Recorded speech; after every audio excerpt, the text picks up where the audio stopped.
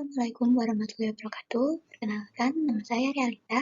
Di sini saya mewakili kelompok akan mempresentasikan artikel kami yang berjudul Optimalisasi Pendampingan Belajar Guna Meningkatkan Pembelajaran Daring di Masa Pandemi COVID-19.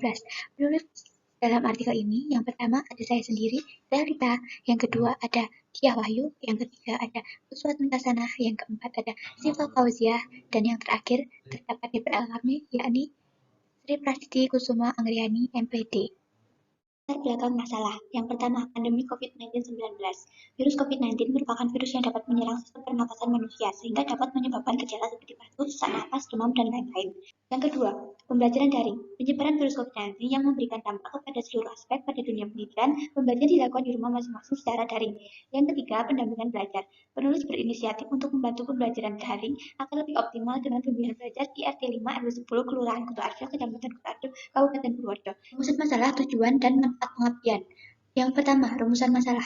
Rumusan masalah yang pertama yaitu bagaimana dampak pandemi COVID-19 bagi dunia pendidikan. Yang kedua, bagaimana optimalisasi program pendampingan belajar pada pembelajaran daring di masa pandemi COVID-19.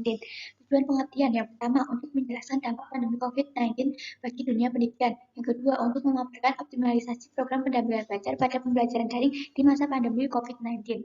Yang ketiga, manfaat pengabdian. Manfaat yang pertama, mengetahui dampak yang terjadi dari pembelajaran daring. Yang kedua, membantu anak-anak yang kesulitan dalam pembelajaran daring ini. Metode yang pertama, penelitian ini merupakan jenis penelitian deskriptif kualitatif. Yang kedua, kegiatan penelitian pengabdian ini berupa pendampingan belajar yang dilakukan setiap seminggu sekali pada hari Minggu pukul 14 hingga 16 waktu Indonesia bagian Barat.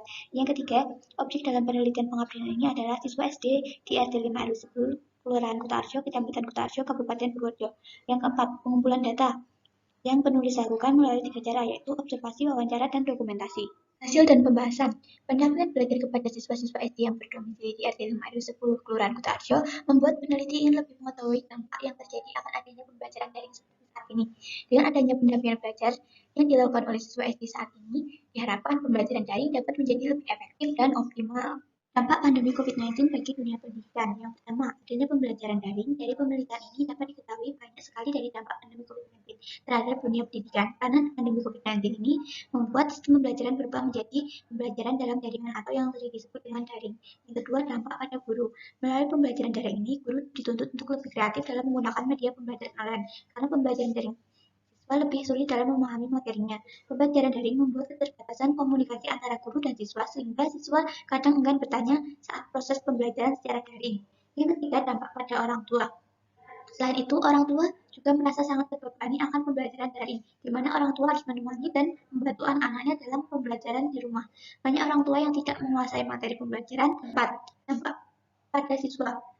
Pada siswa SD sendiri tentunya sangat jenuh dengan pembelajaran daring, di mana pembelajaran daring membuat siswa tidak dapat bertemu dengan teman-temannya. Dari observasi optimalisasi program pendampingan belajar di masa pandemi COVID-19. Pada pertemuan pertama, peneliti melakukan observasi dengan memberikan soal pretest yang diberikan sesuai materi yang telah dipelajari oleh masing-masing siswa. Hasil pengamatan ini dapat dikatakan bahwa pembelajaran secara daring kurang efektif terhadap hasil pembelajaran siswa. Hasil dari pembelajaran soal ini menunjukkan bahwa hampir seluruh siswa kesulitan dalam mengerjakan soal dan masih mendapatkan nilai di bawah rata-rata.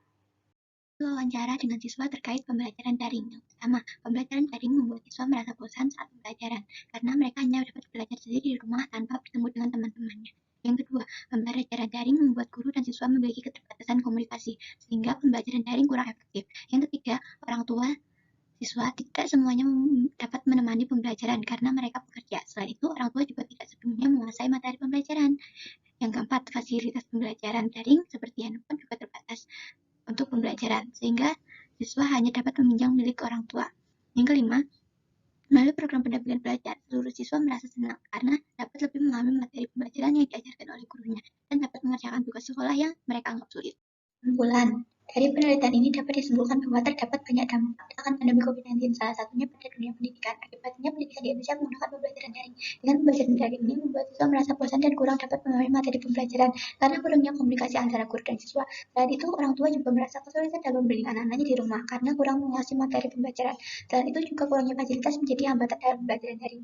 Melalui kegiatan pendampingan belajar dapat memberikan dampak positif bagi siswa, guru maupun orang tua dalam mengoptimalisasikan pembelajaran daring. Karena kegiatan ini membuat siswa menjadi lebih paham akan materi yang diajarkan oleh guru.